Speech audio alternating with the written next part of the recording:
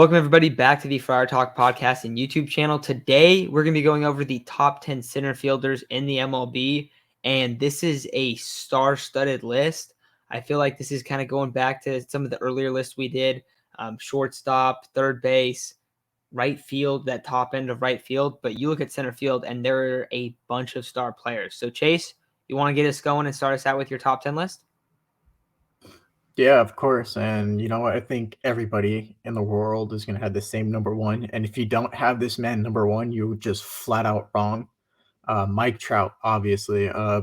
Number two, it might surprise a few people, but Byron Buxton. I know he's had his injuries. He's had a lot of them, but man was on pace for an insane career year. I think he had a 3 WAR in the games that he did play, and that was like maybe a little less than half the season or half the season.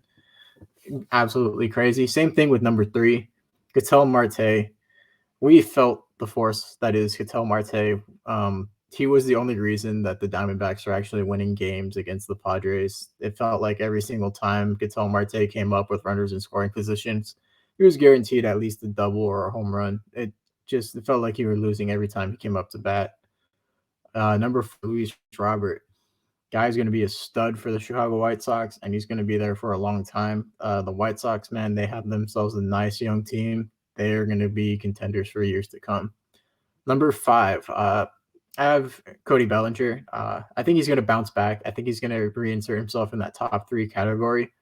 But the way that he was hitting in the postseason, I think he's back. I think he's going to bounce back. He's going to be back to his MVP self. I said the same thing with the Ellie, so fingers crossed on that. Number 6, I got Brian Reynolds. Man had his 6 WAR year, quietly on one of the worst teams in baseball. So surprised he wasn't traded at the deadline. Number 7, I have Starling Marte. Guy has been consistent throughout his entire career. You can knock him for the PED suspension, but guy has been consistently like a 300 hitter. Guy stole 45 bags and hit over 25 home runs.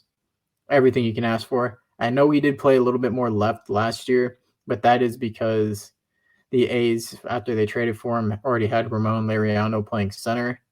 So he stayed in left, but he was going to be that starting center fielder for basically wherever he goes. At number 8, I had George. He had a little bit of an off year. I think he's going to reinsert himself in that top 5 category again, but he had an off year, a little less than a 3 WAR. Only hit 264. I mean, he's usually better than that, so that's the only reason I'm knocking him down. And number 9, Kevin Kiermaier. Guy does it all. Guy can hit, guy runs, he is probably one of the best defensive center fielders in baseball. The guy is a human highlight reel. I mean, we've seen him rob home runs and then throw a guy out. When he was on the Blue Jays, was a magician. And number 10, I have Kike Hernandez. Guy, he was tremendous. I think he had nearly a 5 WAR season.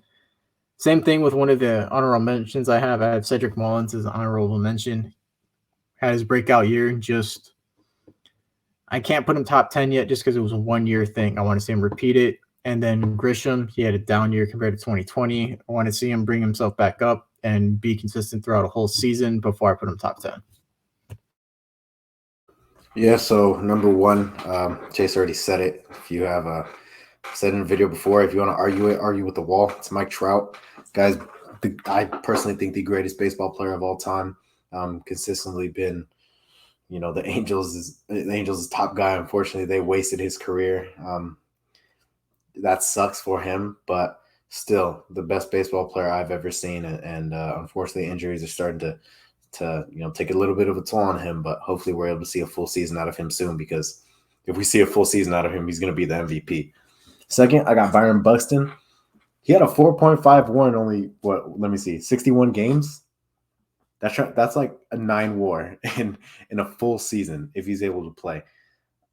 I mean, super insane. 1,005 OPS, 19 home runs. Like, he was having an amazing year. He's one of the best defensive center fielders in baseball. He's absurd. So, I mean, the only issue is he doesn't play. He doesn't play consistently. I think Matt said he doesn't have a season over 300 at bats, something like that. Just one season over 300. Yeah, so that sucks because of the talent that he is. But I mean, so talented, he's got to be top. He's got to be right after Mike Trout. Number 3, I got Ketel Marte. Uh, sorry, I'm looking at my phone, but 318 batting average, 909 OPS. The WAR wasn't there, but a 143 OPS plus. Feels like whenever we play him, I mean, he's consistently getting on base. I think there was one game against us where he went like 4 for 5 or 4 for 4, something crazy like that. But he always gets on base, and he's the Diamondbacks' best player. That's a guy that I would love. That like one of the top 5 guys I want on the Padres, and he's been fantastic, and he has positional versatility. So for this one, I put Cody Bellinger right after Ketel at number 4. Like I said, I have my notes. I don't have any stats, but I don't care. He's a baller. if you watch the interview between Jared Carabis and Fernando, they were talking about Fernando's top players in baseball.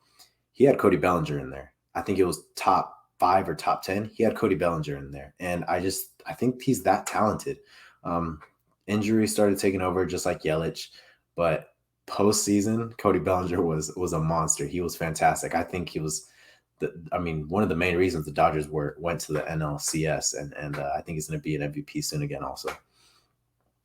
Next up, I got Starling Marte, led all center fielders in F WAR. I'm not entirely sure about B WAR, but in F WAR, he led all of them. 310 batting average, 47 swipes, 841 OPS. Just an absurd year for him. Stays consistent. Stays as one of the best center fielders in baseball, defensively and offensively.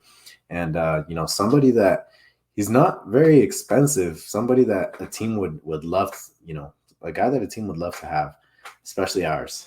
But next up, Brian Reynolds. Chase said it best. Quietly, one of the best seasons in baseball. Right after Starling Marte and F WAR. I think they were both top 20. Had a really good year. 302 batting average, 24 home runs, 912 OPS on a really bad team. Next up, Luis Robert, a guy that we could realistically be talking about as a top 3 center fielder next year. 68 games, 338 batting average, 13 home runs. Had a 3.5 WAR in only those 68 games. So 6 or 7 WAR player in a full season.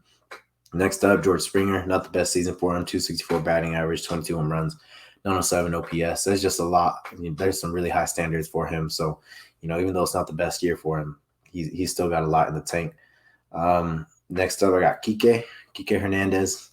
The numbers offensively don't pop off. It's just that he was really consistent all year. In terms of offensive production, like I said, nothing pops off, but he was always one of the more consistent producers in that lineup.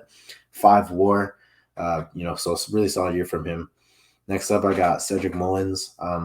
Have to give the guy his flowers. 5+ WAR, 291 batting average, 878 OPS, 30 home runs. Really solid year for him. All-star. Next up, Chris Taylor. Number 10 was really hard for me. I wanted to put Trent Grisham. I wanted to put Harrison Bader. I ended up going with Chris Taylor because the guy plays basically every position on the field. It was kind of hard to put him on this list just because of how many positions he does play, but that's an advantage for him. And then honorable mentions, I got Trent Grisham, 3.3 WAR in a pretty down. I don't even know if it was a down year because not enough of a sample size, but a pretty, I'd say, down year for him. Just I put him on here because of potential, and then I got Harrison Bader also. So into my list is kind of similar to yours, Isaac, but early on, we all have the same top 3. I have Mike Trout, Byron Buxton, Ketel Marte. Maybe people that don't watch the Diamondbacks enough don't really understand that Ketel Marte is an absolute monster. And I think, Isaac, you said he was one of the top 5 players you want to get added to the Padres. I'm all for that. We don't really think it's possible because it would be an interdivision trade, but I would love if Ketel Marte was a Padre. Dude is a beast. After Ketel Marte, I have George Springer, Cody Bellinger, and I wonder, I don't know, but I'm guessing that a lot of people don't have Cody Bellinger on their top 10 list. I think that's really wrong. Definitely his swing was totally jacked up. Injuries took a large toll, and now you also, you guys already brought it up. You saw him play really well in the postseason. I expect him to potentially jump Springer next year, maybe even jump Marte if he's back to, a couple years ago with that caliber of play. After Cody Bellinger, another guy that can make a big jump, Luis Robert. You brought up how good his numbers were in those games. You're almost hitting 340 with almost a 380 on base percentage, and you have 13 home runs and 275 at bats. That's a complete player. That is a really, really good start of a career to have such a high WAR early on. So a guy to really look over. You look at the White Sox as one of those teams that's young, up and coming team. And Luis Robert is definitely going to be a part of that. So I think he's a huge person to bring up. And also another guy, I wonder, maybe he might be left off a little, some of the list just because he hasn't played that much. After him, Brian Reynolds, amazing season. Starling Marte, both of them kind of similar years in terms of they just were very, very good. Also, interesting note about Starling Marte, he had 47 stolen bases, which is incredible. Guy mid-30s now at this point. Putting up 47 stolen bases. It's nuts. At 9, I got Kike Hernandez. And then at 10, I got Cedric Mullins, who put up a 5 WAR last year. Very, very impressive stuff. Kike, first year as a full-time starter. He was a great player. I mean, I don't know if he will always have the role of a starting center fielder or something like that.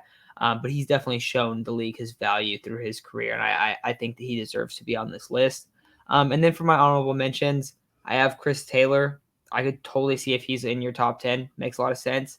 And then the two other guys I have are Trent Grisham and Harrison Bader, just because they're so good defensively.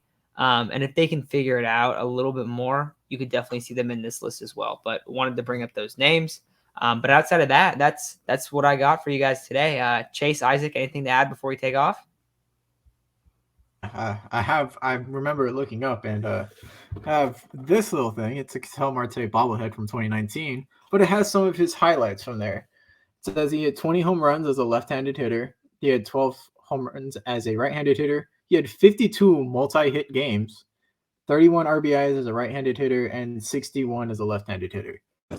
Yeah, we forgot to mention, he can switch hit for power, and he's just an on-base machine. So, yeah, you can question it all you want, but he's top 3. Love to see the Ketel Marte love right there.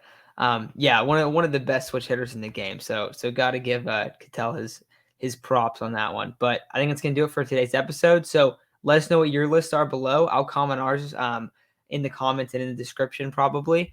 But yeah, that's what we're rocking with at center field. So hopefully you guys like the list. If you like this one, want to check out some other ones, we're going to go through all the positions. I think we just have one final one, which is catcher, and that will be coming out on Saturday. So thank you all for listening, and we'll bring you guys a catcher video tomorrow.